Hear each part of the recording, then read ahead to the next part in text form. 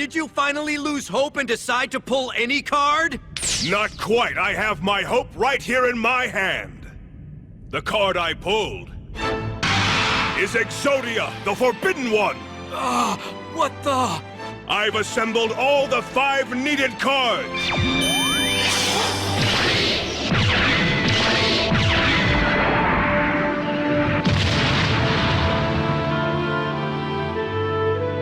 No way! It's Exodia! You're saying you performed a miracle? Hellfire's Rage! Exodo Flame!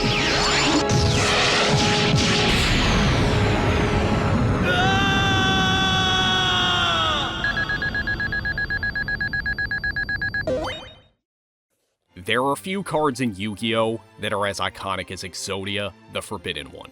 That moment in the first episode where Yugi was trapped in a seemingly hopeless situation up against Kaiba with all 3 of his Blue Eyes White Dragons on the field, but then drew the last piece of Exodia, flashed all 5 pieces, and won the game, is one of the most iconic moments in anime history. It concluded a great opening episode to a great show, and cemented Exodia as an important part of the franchise. Although, this was the only duel in the entire show where Yugi was able to use Exodia, because in the 3rd episode he idiotically let one of his dueling rivals hold onto his Exodia cards, allowing him to throw them into the ocean. But I imagine Yugi having Exodia the entirety of the show would have made the duels kinda boring, because he would have just board wiped everyone with Exodia every duel, seeing as how Yugi's Millennium Puzzle basically made it so that he would always draw the cards he needed to win the game. In the real Yu-Gi-Oh! Card game, Exodia decks are focused on stalling and drawing as many cards as fast as possible, and despite them getting some support over the years, they rarely see competitive play, but they are fun to play. With, anyways, not against apparently. I've even received death threats for using Exodia decks online, but if we're playing against bot opponents, we don't have to worry about anything like that. I thought it would be fun to attempt to beat Yu-Gi-Oh! Legacy of the Duelist by winning every duel by assembling all 5 pieces of Exodia.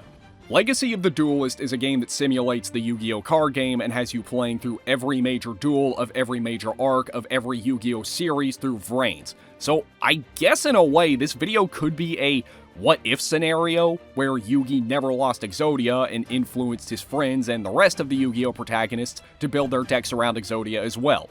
The rules are that we are only allowed to win duels using Exodia, the Forbidden One's victory condition. I'm also going to make it so that we have to start from a clean save file and play all the story duels in chronological order. And to make things a little more interesting, I'm also going to make an additional rule where we cannot summon monsters to the field. We are going to be relying on Exodia and only Exodia. With that established, let's find out if it's possible to beat Yu-Gi-Oh! Legacy of the Duelist with only Exodia. I mean, I already know that the answer is technically yes, because there is a 1 in 658,008 chance of drawing all 5 pieces of Exodia in your starting hand, and theoretically you could just keep soft resetting until you get that, but that wouldn't be any fun. But if that does happen at any point, we're allowed to roll with it. Okay, so after the unskippable tutorial with Yugi teaching Joey how to play, we get to our first duel against Kaiba. Now, we just started the game and can't make an Exodia deck, but we don't have to, because in this game you also have the option to use a pre-made story deck for every duel. And with this being a reenactment of the first episode, Yugi's story deck here is designed around completing Exodia. It has several helpful cards like Swords of Revealing Light for stalling, Dark Hole and Raigeki for destroying monsters, and most important, Heart of the Underdog, which allows us to draw an additional card during our draw phase if it's a normal monster. And that's what nearly every monster in this deck is. And with its effect, we can keep drawing cards as long as we keep drawing normal monsters. And we can also double and triple this effect by having multiple copies out on the field at once. And it makes going through the deck and finding all 5 pieces of Exodia really easy.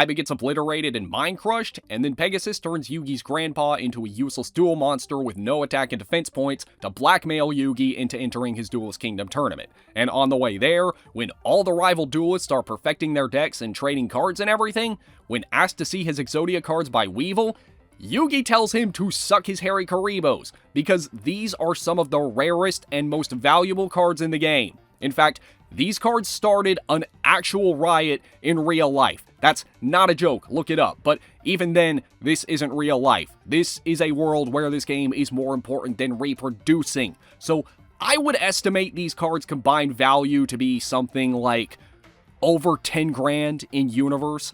And Weevil is going to be one of Yugi's competitors, so he has absolutely no reason to hold on to these cards unless he's going to steal or destroy them. And it should be obvious that that's what he's going to do because he's standing close to the edge of the boat. If I was carrying cards as good and as valuable as Yugi's, I wouldn't even be standing there, nor would I be letting anyone hold on to them, because there is no way they're not going to get stolen. I had to learn that the hard way in 5th grade when I let my friend look at my binder of Pokemon cards when I wasn't around. Lucas, if you're watching this, no, I have not forgotten, and if I ever see you again, well, you just better hope I don't see you again. Okay, so cheesy headcanon stuff aside, none of the story decks from this point on are going to contain Exodia, so we're going to have to build our own, which thankfully we can do since the first buyable pack in the card shop contains them, but they are extremely rare. Like, the odds of pulling one of these things has to be comparable to finding a shiny Pokemon. But we need at least one of all 5 of them before we can move on. I mean, it doesn't actually take too long to find the first one, but we don't see another one until after we've spent 15,000 points. And I should also mention that the only way to earn points in this game is by dueling. So in order to keep gaining points, we just have to keep dueling Kaiba in the first mission over and over and over and over and over and over and over and over and over and over and over and over and over and over. And just to rub it in, this game tells you how many cards from each pack you own. When we get the last piece of Exodia that we need, the left leg, there is only one other card in this pack that we don't own. I play video games to escape reality, not live traumatic childhood experiences of wasting money on card packs that contain nothing but garbage. But at least here I'm not spending real money. So we're able to put together a not very good Exodia deck, but it's probably the best one we can possibly make out of the cards that are available right now. We don't have much in the way of draw power, with our only draw power cards being Pot of Duality and Shard of Greed, so we have to make up for that with monster-destroying cards like Raigeki and Dark Hole, stall cards like Swords of Revealing and Concealing Light and Level Limit Area B, battle traps like Mirror Force, Negate Attack, and Wabaku, and cards to counter effects like Magic Jammer and Skill Drain.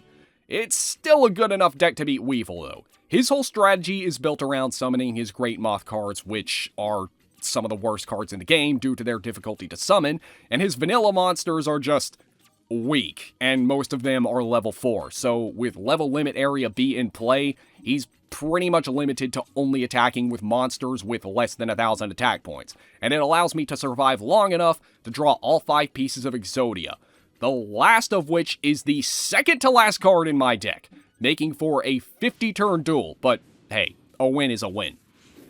Beating that duel unlocks the Mai Valentine booster pack, which is pretty useless for the most part, but it does contain Upstart Goblin, a very helpful card with a draw 1 effect. But now, we actually have to duel against Mai, and she is a pretty big step up in difficulty from Weevil. Unlike Weevil, who just used an archetypeless bug deck, Mai specializes in Harpy Ladies, which is a very popular archetype that's gotten a lot of support. And despite the fact that this duel takes place before the game's rules even existed, Mai has a ton of more recent cards that allow her to easily special summon a bunch of monsters in one turn, which itself is manageable, but she also runs the field spell Harpy's Hunting Grounds, which allows her to destroy a spell or trap whenever a Harpy Lady is summoned, and she uses that to destroy our defensive cards and beat us on the first attempt. The second attempt, however, goes a lot better because she doesn't use it. She also runs Mountain, which increases the attack of all her Harpies by 200, but is just inferior in every way. And I guess the AI isn't smart enough to let her play Hunting Grounds if she already has Mountain out, since a player can only have one field spell out at a time. Playing another field spell will destroy the one that's currently on the field. Some of her monsters do have effects that allow her to destroy spells and traps, but these can be countered with skill drain. And with this and level limit in play, there's not much she can do, so we just pass turns until we get all the pieces of Exodia and win. The next opponent is Mako Tsunami, and going into this duel, I was a bit worried they might have given him Umi, which makes some of his monsters immune to spells, or worse, a Legendary Ocean, which lowers the levels of all his water monsters by 1, allowing them to attack through my level limit. But no, he actually just uses a vanilla water deck. Although the majority of his monsters are level 3 or under, so they can still attack. We can still deal with them with field destruction cards, but these are a limited resource. So we kinda have to ration them. But it works. In fact, we actually get really lucky in our first attempt. And thanks to Pot of Duality, we're able to assemble all the pieces of Exodia with 14 cards left in the deck. Good thing too, because I don't think we could have held out much longer. So that's another duel out of the way, and for beating him, we unlock Bakura's booster pack, which, again, doesn't have that many useful cards, but it does have Jar of Greed, which lets you draw 1 card for free, and Toon Table of Contents, which lets you search your deck for any Toon monster, spell, or trap card. And this includes, well, Toon Table of Contents. So by running 3 copies of this card and another Toon card, we can use it to thin out our deck by 3 cards.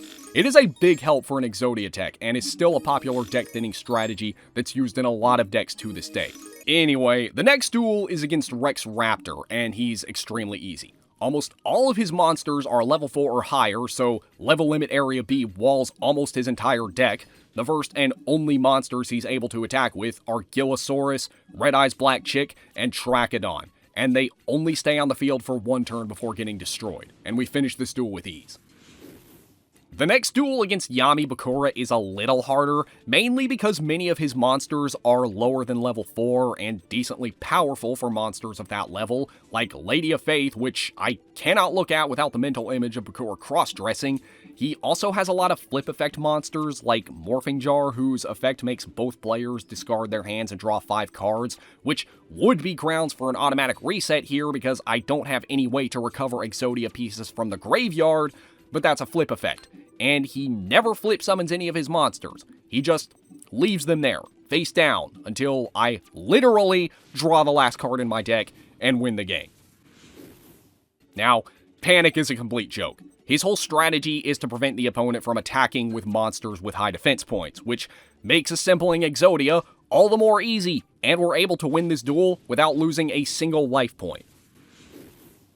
Zombie Boy gives me a bit more trouble, mainly because he uses a lot of level 3 and lower monsters, but he also runs a lot of cards that allow him to summon from the graveyard.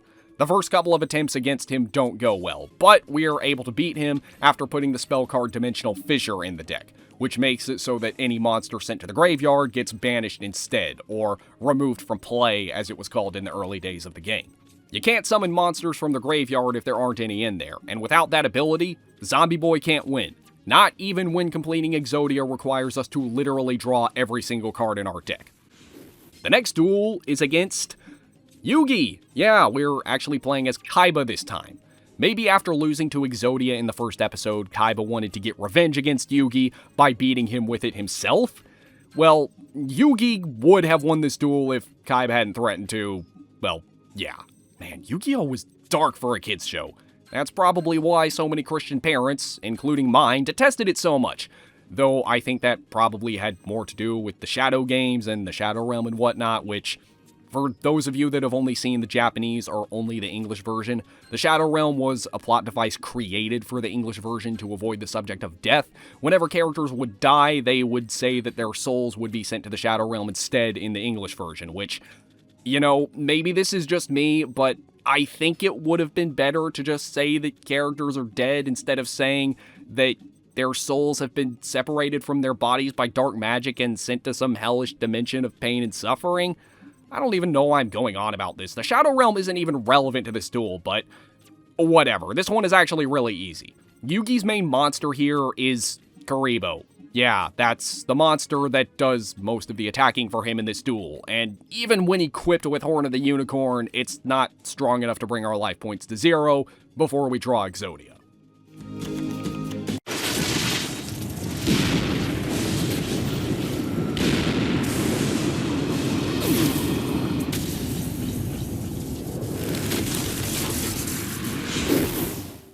So, that loss, Yugi doesn't take it well, and it takes Teo winning a duel against Mai to snap him out of it.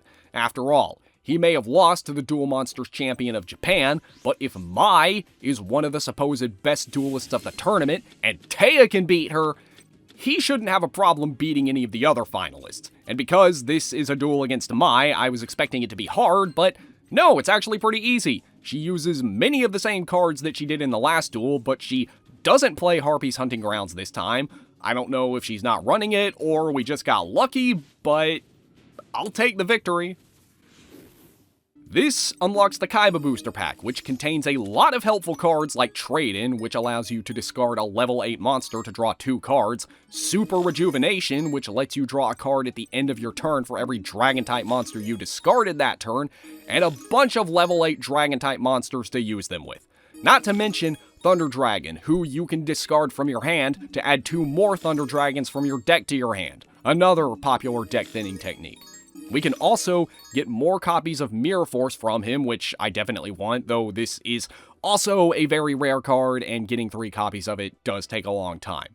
It definitely makes the fight against Kaiba as Pegasus a lot easier, though that's not so much the case for the next duel against Mai, because yeah, she's back to using Harpy's Hunting Grounds, and she's also using Harpy's Feather Duster, a spell card that wipes all spell and traps from the opponent's side of the field. I don't think I need to say why that's a problem. The first attempt at beating her goes great until the 16th turn when we're holding 4 of the 5 pieces of Exodia in our hand, but then she uses Harpy's Feather Duster, destroys our defenses, then finishes us off with a series of direct attacks. And that's pretty much how it goes for the next 20 or so attempts. We could run Magic Jammer to counter this, but we only have 1 copy of it, and we can't get more because that's only obtainable in Yugi's booster pack, which we haven't unlocked yet.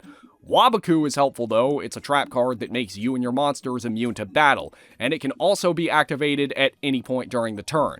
So if it's about to be destroyed, we can activate it and still gain its effects, and it proves to be very helpful. Dimensional Fissure is also very helpful here since many of her monsters' abilities require them to be sent to the graveyard specifically, but that still isn't enough to guarantee victory. She can easily kill our defenses with Feather Duster, summon a field full of monsters, and finish us off in 1 turn. Really, the most effective strategy here is just praying to the heart of the cards that she doesn't draw Feather Duster, and it takes maybe 20 or 30 more attempts, but it works eventually, and we unlock Yugi's booster pack, which also doesn't contain a lot of great cards, but it does contain the extremely helpful Gold Sarcophagus, which lets us add any card from our deck to our hand after just 2 turns. Perfect for an Exodia deck, and also Swords of Revealing Light, which we already have 1 copy of, but we can use this pack to get more. Bandit Keith is next, and he's probably the easiest opponent in the game so far. He uses a bunch of high-level machine-type monsters that he can't summon because he needs to tribute lower-level monsters to summon them. He supposedly runs Mausoleum of the Emperor to get around this, a card that allows you to summon monsters without tributing by paying 1,000 life points for each tribute you need, but he doesn't actually play this card. He sets it on the field in his spell zone, but he doesn't play it, and he isn't able to summon a single monster during the entirety of our duel with him. Joey is pretty easy too. The only monsters he can attack with are his 500 attack point Time Wizard and his 1200 attack point Baby Dragon, which are weak and very susceptible to monster removal cards. After that, we make it to Pegasus, the creator of duel monsters and the final boss of this arc. And he's even easier than Joey.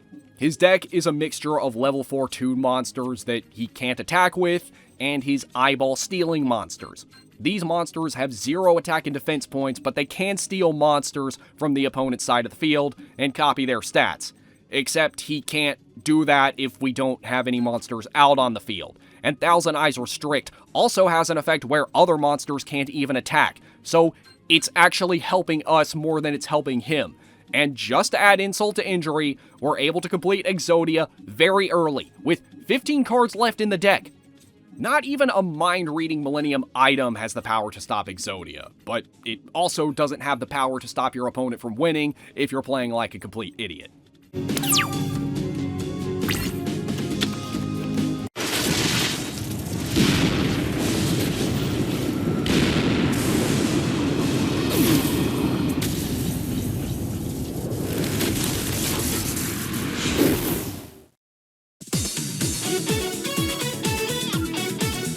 So Yugi wins, Pegasus frees his grandpa and Kaiba and Mokuba, everyone returns home, and this game skips over 90% of the Season 1 filler episodes.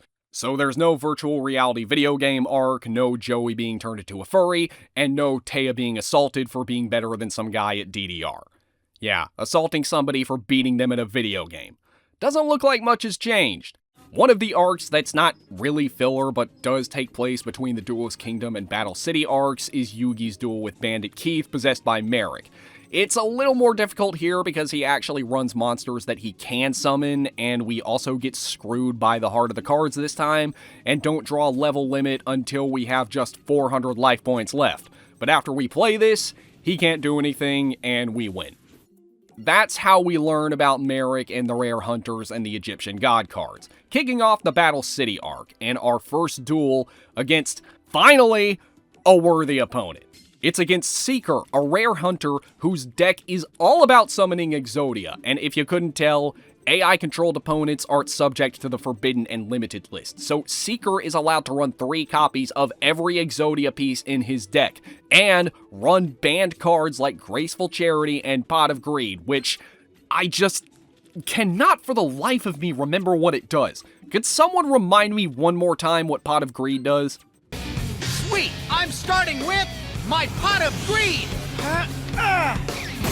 No, that doesn't help. Go, Pot of Greed! And next? No, that doesn't explain what it does either. I play Pot of Greed! Oh, come on, is there nobody in this Slife or Forsaken world that can explain to me what Pot of Greed does? I'm throwing down the spell card, Pot of Greed! And now I'll use its magical charm, and then draw 2 additional cards from my deck! Okay, draw 2 cards. I'm gonna have to write that down somewhere. Okay, so I was expecting this to be difficult for this reason, but we were able to draw Exodia before he does with 18 cards left in the deck. I guess the heart of the cards doesn't favor Rare Hunters. That, or he's just stupid and summoned the only Exodia pieces in his hand to the field.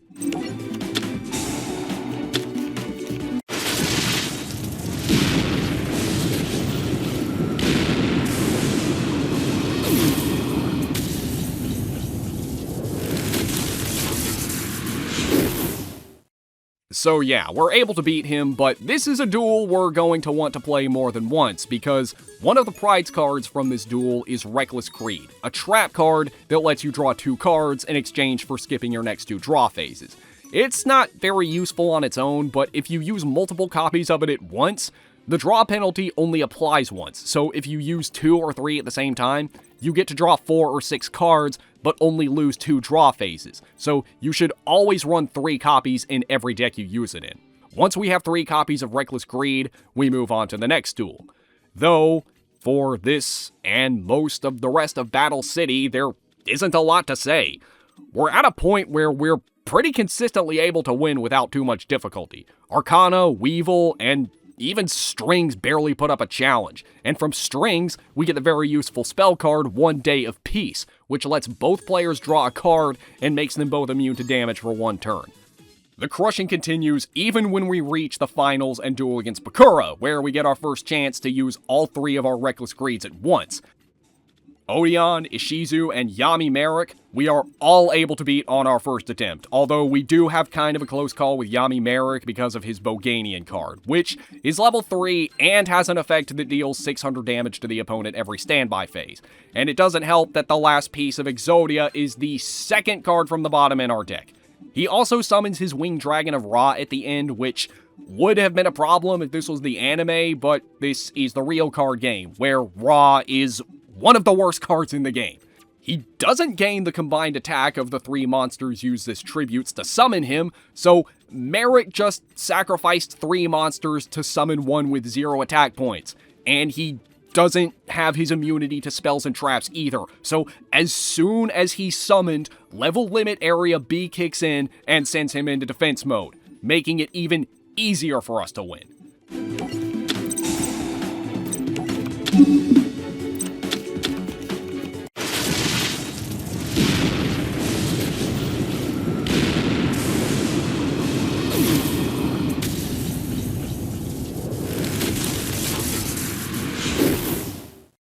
And yes, we did go through all those duels that I just mentioned consecutively. This game completely skips over the virtual world arc, which is a bit disappointing. I mean, I know why they did it. It's pure filler, comes out of nowhere, and has no relevance to anything that happens for the rest of the series, and isn't mentioned again, but we did get some pretty awesome duels out of it.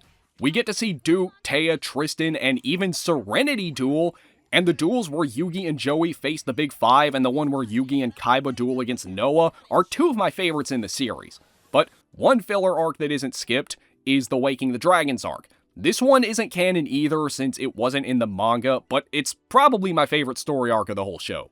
An ancient Atlantean king named Dartz steals the 3 Egyptian god cards and is trying to gather souls to awaken the Great Leviathan, all while real duel monsters are appearing and wreaking havoc. We go to see Pegasus to figure out what's going on, but on the way there, we run into Mai, who did not take her rejection by Joey in the 2nd season very well. So much so that she's now working with the bad guys. The worst part about it is that I now have to duel her again, which is never a good thing. She may not use Harpy's hunting grounds anymore, since she uses the Seal of Orichalcos instead, but she does still carry Harpy's Feather Duster, and that card is how she's able to win every time until, like, the 5th or 6th attempt, where we're able to get all the Exodia pieces without her drawing it. And by get all the Exodia pieces, I mean literally draw every single card in the deck. Speaking of hard-to-beat enemies, the next duel is against Alister as Kaiba. He used a pretty insignificant deck in the anime, but here they gave him some kind of lockdown deck with Spell Canceller as his ace monster, which does exactly what its name says it does. It cancels spell effects. So that means our stall spells like Swords of Revealing Light and Level Limit Area B are useless, and any spells that let us draw cards are useless too. Now there is a counter for this, Skill Drain, but he also runs Royal Decree, which negates the effects of all other traps on the field. So basically, if he has Spell Canceller and Royal Decree out on the field at the same time, we can't do a single thing. There's nothing that can be done. Nothing. So the only way to beat him is by just trying and trying over and over and over, and it is brutal. Alister probably takes more attempts to beat than all of Mai's duels combined. He just completely locks the entire deck down, and there is nothing that can be done except just keep trying until he doesn't get both of these cards at the same time. One of them on the field is manageable, and in our successful attempt, at the end he has Royal Decree out on the field, but not Spell Canceller, so he can't attack through our swords, and he can't stop us from using our spells to draw all the pieces of Exodia and win.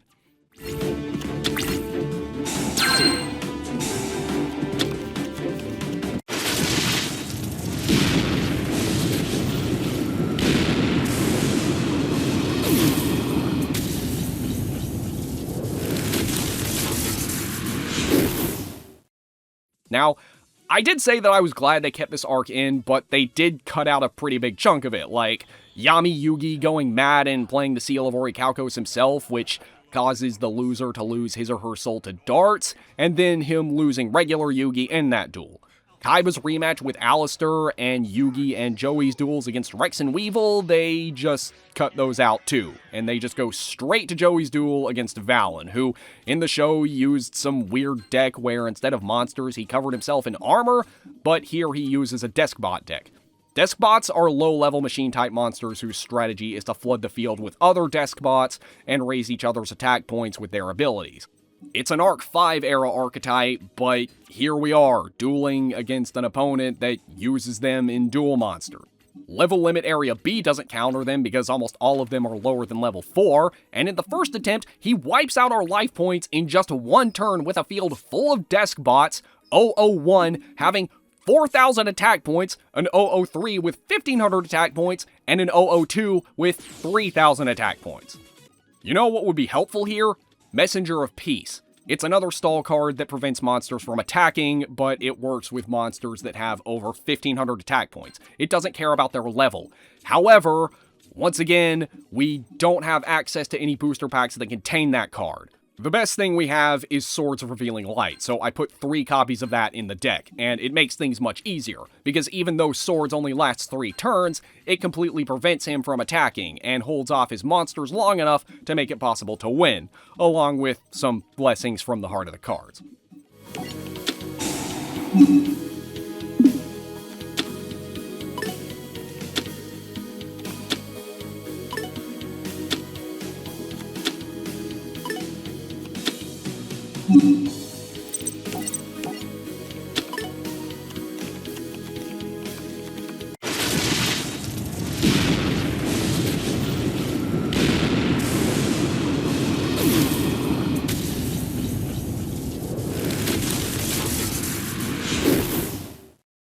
The same deck works against Raphael, who loses with 14 cards left in our deck, and the final boss of this arc, Dartz, the great immortal Atlantean king who has been gathering souls for 10,000 years, is even easier. I mean, he had some pretty overpowered cards in the anime, but they were nerfed when brought to the real world. But, I mean, they're not horrible. However, here he has a terrible deck full of vanilla monsters. Vanilla monsters that can't attack because almost all of them are level 4 or higher, and he gets stopped by the power of Exodia.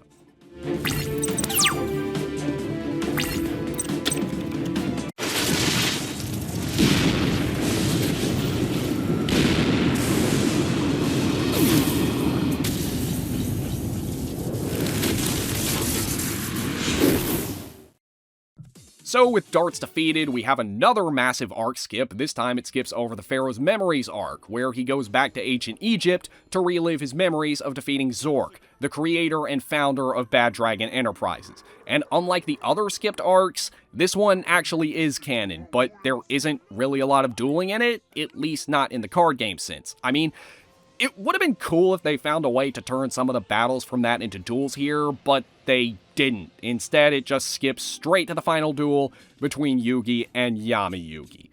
That's right, Yugi is finally proving his own worth by beating the Pharaoh with the same cards he used to beat Kaiba in the first episode, and, it's pretty easy. I mean, like, the duel against Dartz, his deck is built around high-level monsters that he can't attack with, and we just win by drawing Exodia. Yeah.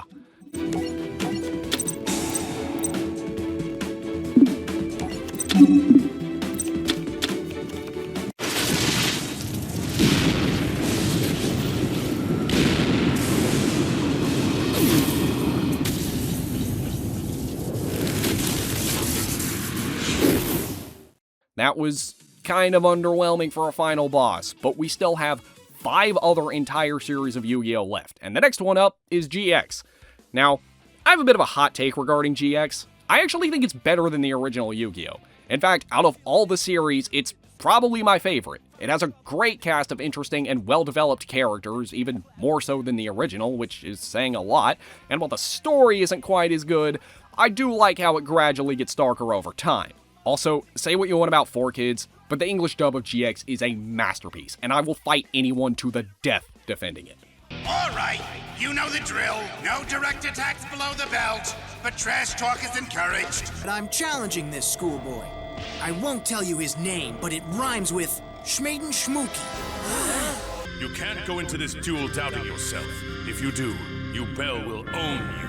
Hey, Chazz! I get it now! You and your friends here must have been exposed to too many white paint fumes, that's all! Ready, geek?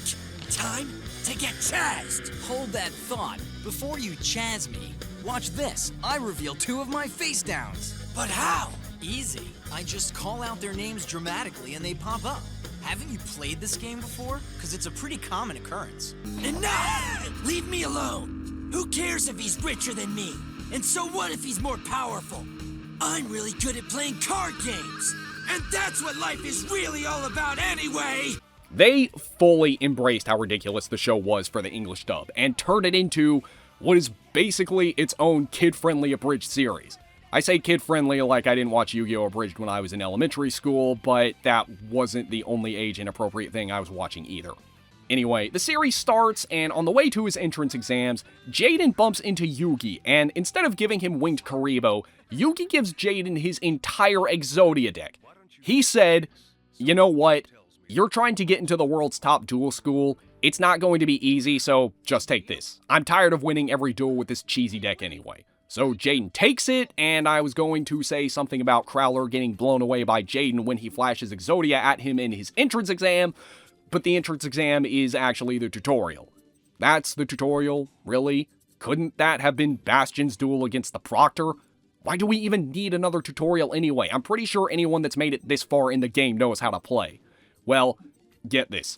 This tutorial exists to teach you how to fuse monsters. Even though fusion monsters have existed since the very beginning of the game, they didn't start getting a lot of support until the beginning of the GX era, and even then, only certain archetypes made good use of them. I still think having a new tutorial for this was a bit unnecessary, but because that's what this duel is, we'll just skip it. The first real GX-era duel is against Alexis, after Crowler leaves a fake letter to Cyrus, which was actually meant for Jaden, for them to meet in front of the Obelisk Blue girls' dorm, which is the only dorm that actually has a girls' dorm, or any female students for that matter. We rarely ever see any female students wearing uniforms for the other dorms, and we never actually see them at the dorms, which leads me to believe that all the non-Obelisk Blue female students are only there because of an oversight on the animator's part. So, what? Does that mean that all the girls that get accepted into Duel Academy are automatically promoted to Obelisk Blue, or are they only allowed in if they're worthy of getting into Obelisk Blue? That's either kinda sexist, or it's kinda sexist, but this duel is an easy win, meaning no snitching and no expulsion. The next duel, though, which is against Titan and has debatably higher stakes, our souls, is not so easy. This guy uses Archfiends, which have a lot of support, and many of them are under level 4, so we have to rely on swords instead of level limit, which makes things a bit harder. And this duel actually does take a few attempts, so there are a few alternate universes where we lose our souls. Thankfully, I have a few of them to spare, so nothing is really lost. The next duel is against Jaden as Zane, because this is one of the few duels that Jaden doesn't actually win. And it's not hard, and the next one is against Chazz as Bastion. This is the duel where if Bastion wins, he and Chazz switch dorms. So Chazz throws Bastion's deck into the water, kinda like what Weevil did in the original series. I mean, but here Bastion did the smart thing and didn't leave his main deck in a desk unattended, so he gets to use Exodia. Though this duel is actually pretty close, because Chazz's main monster, Ultimate Baseball Kid, gains 1,000 attack for every other fire monster on the field. And it's level 3. I mean, by the end of the duel, it has 5,700 attack points, making it one powerful little leaguer. But the turn after the Swords of Revealing Light wear off, we are able to draw the last piece of Exodia and win. Now, in the show, Chazz rage quits Duel Academy and then gets stranded and makes it to North Academy, where he instantly becomes their top student, and duels against Jaden in the school duel, and is convinced to come back. Here, I guess he just got so angry that he ditches his uniform completely and moves into the Slifer Red dorm out of spite. But for some reason, he was still deemed good enough to be one of the protectors of the spirit keys that are needed to unlock the Sacred Beast. Night Shroud, Camula, Tanya, Titan, and Omniel are all very easy opponents that are beaten on the first attempt without any need to make modifications to the deck. And Kagemaru, yeah, same deal. He doesn't even get a chance to summon any of his Sacred Beasts, not that he'd be able to do anything with them if he did. And yeah, that's pretty much how it goes for the majority of the GX arc. I mean, I don't like speeding through battles en masse like this, but I also want to keep things interesting, and nothing interesting happens in any of these duels, and in none of them do we even come close to losing. That is until we get to Sartorius, the final boss of the Light of Destruction arc, the guy who is trying to turn all of Duel Academy into a bunch of crazy cultists and runs a deck full of Persona references. We lose this duel because of the card Agent of Creation Venus, which is a level 3 monster with 1600 attack points that has the ability to summon mystical shine balls, level 2 monsters with 500 attack points. And we also just get really unlucky and don't draw Swords Revealing Light, so yeah. The next attempt, however, goes amazingly, actually. He doesn't draw that card, and we get extremely lucky with our draws. So lucky that this becomes the duel where we draw Exodia the earliest. When we get the final piece, we have 25 cards left in the deck. I don't think Sartorius' ratings could have predicted that.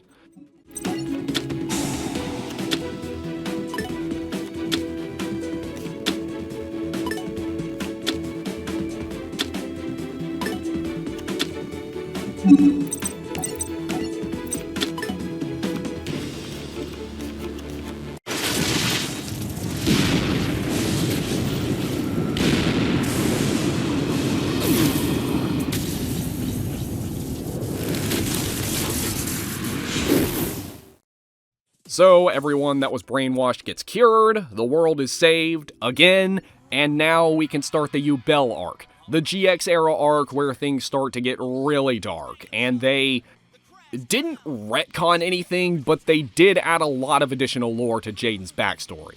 Basically, when he was a kid, Jaden's favorite card was Yubel, and it was also the first card whose spirit he held a bond with. But Yubel would curse anyone that Jaden dueled against, so people stopped wanting to interact with him. So Jaden had her launched into outer space, but Yubel didn't like that, and she gets revenge against him by teaming up with a guy that's planning to drain everyone's energy with biobands after they duel, so that energy can be transferred to her. So, yeah, this whole arc can be summed up as Jaden's crazy, psychotic ex-girlfriend couldn't handle being rejected, so she went to get revenge and tried to drag as many people as possible into it and make it everyone else's problem. This arc starts with Chazz's duel against Blair for the GX Championship title, and with the power of Exodia, he loses, actually. Yeah, Blair uses a deck that's built around gaining life points using cards like Cure Mermaid and Solemn Wishes, which give her a small amount of life points every turn, which itself isn't a problem, but her monster Fire Princess is. It has a passive ability that inflicts 500 damage to the opponent every time the user gains life points, so being used in combination with her different curing abilities makes things a bit problematic. Not to mention, she also uses many low-level monsters like Pixie Knight and Ebon Magician Curran.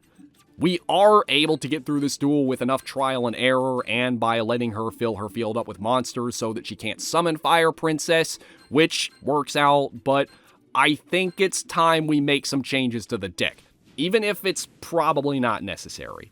Now that we have all the GX character booster packs, we can get Allure of Darkness, a powerful card that allows you to draw 2 at the cost of banishing 1 dark attribute monster from your hand. That's pretty good, but there's also a card with a similar effect for Red Eyes called Cards of the Red Stone, which works with level 7 Red Eyes monsters, but it can only be used once per turn. We replace our level 8 Blue Eyes monsters with Red Eyes ones, and replace Trade-In with Allure of Darkness and Cards of the Red Stone. So it's not a massive change, but it's helpful enough to get through the duels against Jesse, Axel, and Hasselberry. But after that, I realize there's an even better deck we can build. A Destiny Draw Exodia deck. Destiny Draw is another card that allows you to draw 2 by discarding any Destiny Hero monster. It doesn't have the once per turn limitation that Cards of the Red Stone does, and there are 3 Destiny Hero monsters that are level 8, meaning they work with Trade-In as well, and Allure of Darkness since they're all dark attribute. There's also another helpful card that works with them, Beginning of the End, which works when there are 7 or more dark monsters in the graveyard. It allows you to banish 5 of them to draw 3 cards. Now, in order to make room for all of these new cards, we do need to sacrifice some of our protective cards, but really the only one we need is Swords of Revealing Light. I mean, yeah, it does only last 3 turns, basically giving us 9 turns worth of protection, but with this kind of draw power, we shouldn't need any more than that. And while the main point of all this draw power is to draw Exodia, more draw power also means that we're more likely to draw these cards. So yeah, we try out this new deck on Chazz, and it works amazingly well. We are able to shred through the deck, thinning it out by 18 cards in a single turn, and completing Exodia shortly after. We decide to confront Viper after this, since he's the one who gave everyone those energy-draining bans that are making everyone faint, and before the duel against him as Jaden, there is another one against him with Adrian, but it plays completely differently from the rest of the game. You want to fight me? Well, this shouldn't be too difficult.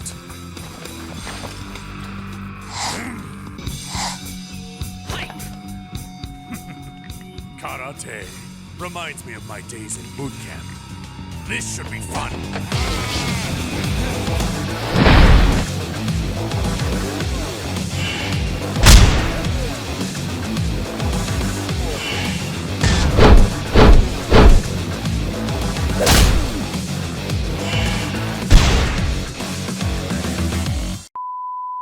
Now on to the real duel, which isn't really much of a duel because we complete Exodia on only our third turn. So, after the duel with Viper, Yubel isekais Duel Academy into a desert wasteland where duel monsters are real, and with the bioban still being active, characters that duel too much are turned into dueling zombies, and this game skips over pretty much this entire arc. The only duel that's left in is the one between Zane and Jesse. They have to generate enough duel energy, though I'm not exactly sure what dueling energy is or how you're supposed to make it, but I don't imagine a duel where one player just stalls and draws a bunch of cards is able to generate that. But, I mean, I guess Zane is trying. Even though he can't attack, he just keeps summoning fusion monsters. He even uses his Chimera Tech Overdragon to summon another one, which has more attack, but he still can't attack with it, and he doesn't have any other cards at all. No wonder this guy dropped out of the pros. Actually, there is one more duel for this arc. The final boss, Marcel Bonaparte, possessed by Yubel. He uses crystal beasts. At least, he's supposed to. He doesn't actually summon them either, and loses brutally. So with Marcel defeated, everyone gets de-isekai'd back to Earth, but Jesse is missing. So Jaden gets everyone isekai'd again in the very next episode to a different dimension where duel monsters are also real. Only here, there's actually some civilization. Not that this game included anything from this arc besides the duels against Yubel-possessed Jesse and Yubel herself. There's not much to say about Jesse's deck. He just uses his Crystal Beast monsters with his Advanced Dark Field spell, which makes them all dark attribute. He doesn't actually use the Advanced Crystal Beasts like he did in the show because they didn't exist yet in the card game. So, besides that, there's not much to say. It's just an easy duel. That brings us to Yubel herself, the main antagonist of this arc, who uses, well, herself. The Yubel cards are actually some of my favorite, but they're admittedly not very good. Not until their recent support came out anyway. They're high-level Dark Fiend monsters with 0 attack and defense points, but they have an effect that prevents them from being destroyed by battle and dealing damage to the opponent. But the first 2 of her 3 forms need to be attacked by the opponent's monster in order for the opponent to take any damage, and her upgraded forms can only be summoned when the previous one is destroyed. Either way, there's not much she can do against a monsterless Exodia deck.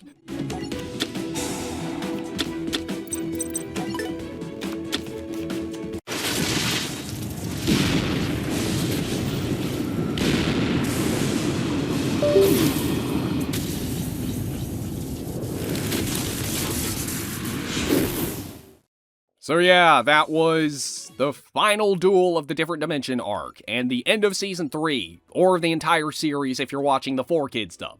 That's right, 4Kids fell so far behind in dubbing GX that they decided to completely skip over the last season to jump ahead to 5D's so that it could premiere alongside the release of the 5D's cards, which, crazily enough, 5D's dub didn't get finished either, and if you were hoping that this game would cover it, you're going to be a bit disappointed, because this is yet another arc that this game completely skips over, save for one duel. A duel against the guy that's trying to pull the entire world into his world of darkness. One very easy joke of a duel where he doesn't put a scratch on us, but what else would I expect from a returning minor villain from Season 1?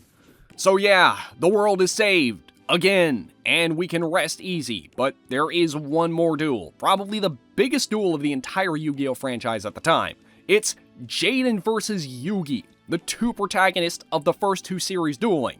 I mean, it's Jaden going up against his idol, who is, in this case, also the guy who gave him the Exodia deck that he's been using to win every duel.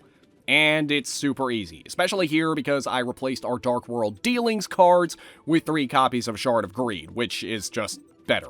I don't know why I got rid of it, but yeah, it's another anticlimactic final boss that goes really well for us and really poorly for the opponent, concluding the Yu-Gi-Oh! GX campaign.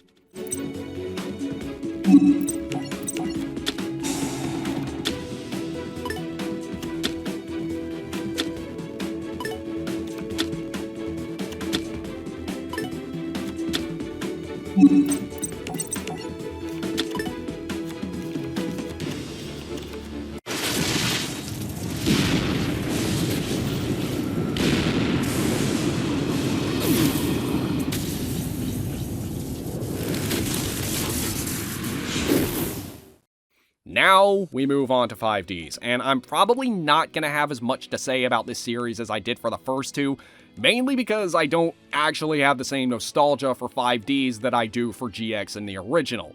While I have seen it all and I think it's a great show, I didn't watch it all the way through until I was an adult. I only watched a few episodes when I was a kid because it just didn't interest me that much back then. I don't know if that's because I was at the age where I was thinking I was too mature for it and needed to do more age-appropriate things like drink loads of caffeine and call people slurs on Modern Warfare 2, or if it was because I just couldn't sit my computer and binge watch it through illegal uploads on YouTube in 3 parts and 140p flipped like I did for a lot of GX in the original. Actually, I think it's because I missed several episodes when they were airing because the only channel on my cable network that aired it on Sunday mornings. Yeah, maybe I'm feeling a Mandela effect here because I've tried looking this up several times and everything I found says that it premiered in English on September 13th, 2008, which was a Saturday, and every subsequent Saturday after that until Cartoon Network picked it up. But I remember it airing on Sundays, and I remember it so well because the episodes airing on Sunday mornings meant I couldn't watch them as they premiered because I had to go to church at the time. Which usually wasn't a problem because I could just record it, but my mom would also record the news that came on at the same time, and because we had Comcast, we could only record 2 shows that were airing concurrently, which meant that if there was anything else my mom wanted to watch at that time, which oftentimes there was, I'd be crap out of luck, and after missing enough episodes, I just kinda gave up. Again, I couldn't find anything online about 5D's premiering on Sundays, but if you lived on the East Coast while it was airing and had Comcast digital cable, and you remember it premiering on Sunday instead of Saturday, let me know down in the comments. So, 5D's takes on kind of an interesting premise. It's set long after the events of GX and has a very dystopian futuristic setting. There's also a new form of dueling called turbo dueling, which is done on motorcycles, though it isn't in this game, which sucks. So we get introduced to Yusei and his friends. They're stuck in a junkyard called the Satellite, while their former friend, Jack Atlas, stabbed them in the back so that he could live it up in New Domino City as a pro-turbo duelist. He also stole Yusei's Stardust Dragon. Now, betraying your friends and leaving them behind to live in some wasteland is one thing, but stealing a training card? That is going way too far. Well, the first duel is a tutorial duel that introduces Synchro Summons, a new type of summon introduced for 5D's. And then we follow Yusei in his journey into New Domino City, where he duels against Jack, and then gets arrested and sent to the facility where he duels against Tanner, who is easy, and then Armstrong, who is also easy and able to be beaten on our first attempt, which is actually kind of surprising because Armstrong uses a card milling deck, meaning his strategy is to use cards like Needleworm and Poison Chain to send cards directly from his opponent's deck to the graveyard until they can't draw anymore and lose the duel. We don't have any way to recover Exodia pieces from the graveyard still, so if he mills just one of them, that's an automatic reset. But it doesn't happen, and we beat him on our first attempt. So, for winning, Yusei and his new friends get released, and he gets invited to the Fortune Cup so that he can duel to see if he's one of the signers. Chosen duelists that have the ability to summon the Crimson Dragon. In fact, almost everyone participating in this tournament is a potential signer, though I don't know why Rex is so obsessed with some Crimson Dragon when he's able to see firsthand the power of Exodia. I mean, I think the results of the tournament speak for itself. I also think we may have reached a point where given the rules, we have the best Exodia deck we can make for this game. I was kinda hoping this wouldn't happen until later, but with how these duels are going, I just don't think we have any challenge ahead of us. There just isn't much to say about most of the rest of these 5D's duels. The Dark Signers, who specialize in Earthbound Immortal monsters, another one of my favorite archetypes, are no match at all. I'm honestly kinda disappointed by how easy everything has been. It's also kinda ironic that an alternate win condition that's only gotten worse with the game's age would be getting progressively better in this game. I mean, I was expecting things to start kinda getting difficult once we got to 5D's, because the 5D's era is when the game started evolving into the more fast-paced game that we see today, also making Exodia harder to assemble. But none of these opponents are even remotely challenging, and I don't have as much witty commentary on the characters or storyline either. Though part of that is due to the fact that this game either brushes past or just outright skips a lot of 5D's storyline. Which is a shame, because 5D's has some really good story arcs with some really strong characters, even stronger than GX in some places. And even with 4Kids' censorship, it's pretty dark and really pushed the boundaries of what you could get away with in a TVY7 rated show. I mean, you have the whole prison story arc where Yusei is forced to learn about prison culture. There's some interesting commentary on class and privilege with the way the show compares residents of the satellite to New Domino residents. And then there's Aki's story arc where she feels neglected by her parents because, well, for one thing, her dad is a workaholic who's never around, and they're also afraid of her because of her supernatural powers, so they send her away to a boarding school where her fellow students reject her because of her powers, causing her to take on a fake identity as the Black Rose Duelist. But as far as this game is concerned, there really isn't much to say about almost all the 5D's era duels. The only opponent we aren't able to beat on our first attempt is Bruno, because we just drew a brick hand. Just a bunch of high-level Destiny hero monsters and no spells to discard them to draw more with. In the next attempt, though, we own him, along with the rest of the 5D's opponents. I mean, Zone. Yeah, he's the only antagonist left. So yeah, that's pretty much it for the 5D's arc. Or, well, we do have an epilogue with one final duel against Jack. And it goes about how you'd expect it to. 1 minute, 37 seconds later.